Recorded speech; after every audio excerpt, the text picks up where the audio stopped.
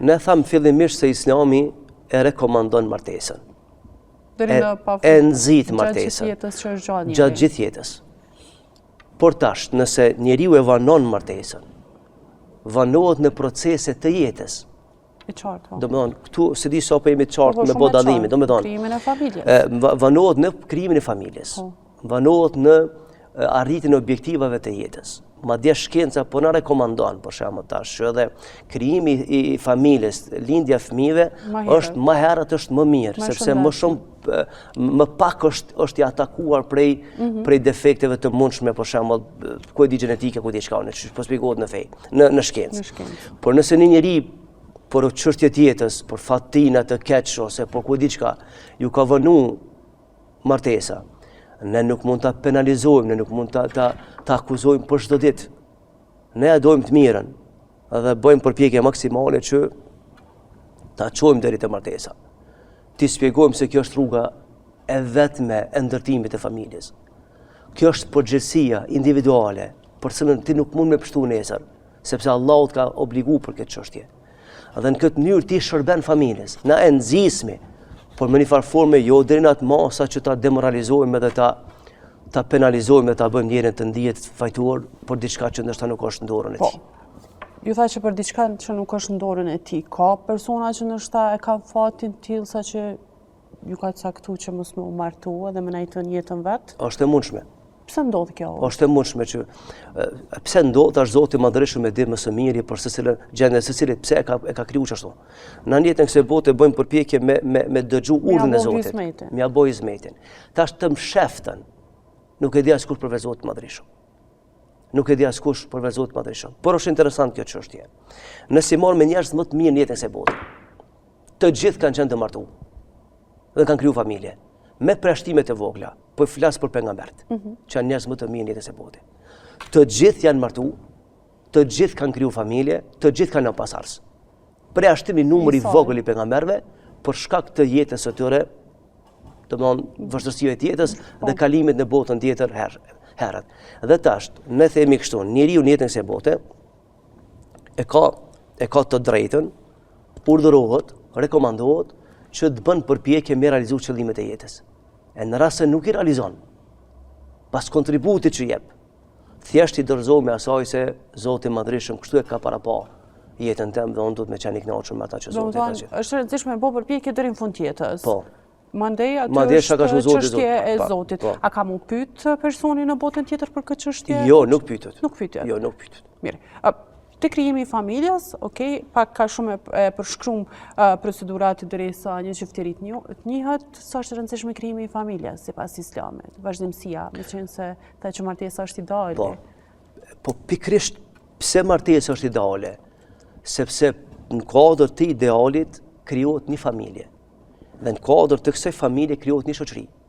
Dhe në kuadër të kësaj shoqërie sigurohet vazhdimësia e jetës njerëzore në tokë. Pra, familja është një kolar i zinxhirit të gjatë. Nëse shkputet martesa, shkputet kolari, shkputet familja dhe gradualisht vjen deri te shuarja e njerëzimit në tokë. Nuk ka me aq sa kemi pa nëpër libra. Nuk ma men historia e njerëzimit që mund të ketë fushat antifamilje më shumë se në kohën tonë bashkëkohore. Dhe si rezultati i kësaj fushate, edhe përmes ligjeve dhe përmes projeksione ku diçka, e kanë vënë në pikpyetje ardhmërinë e shoqërive, duke reduktu martesën dhe duke reduktu pastaj familjen dhe gradualisht duke reduktu edhe shoqërinë. Pra pe objektivave të jetës është pasardhës. Është interesant, Zoti Madhërisht e ka mbjell në zemër të njeriut një lloj instinkti që ai ka vunë dhe ka dëshirë me pa, do me thonë, brezin ka rritet, ka vjen mrapa tina.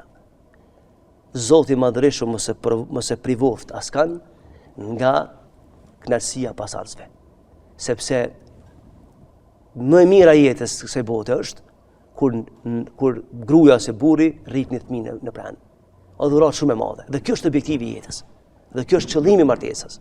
Pra që ti sigurohet armëria njerëzimit. Po, kurse, për shembull, shpesh ndodh që çiftet të reja apo sa të martohen, e kanë edhe çet presionin social, hoq për shembull, tash na nuk i dim punët e askujt që okej, hajde ma, çka po pret, një fëmijë, domethënë kjo çështje shumë personale e çiftit, ndoshta që na nuk di me bën ndasi dhe dallime. A sipas fesë, çka sugjerohet këtë?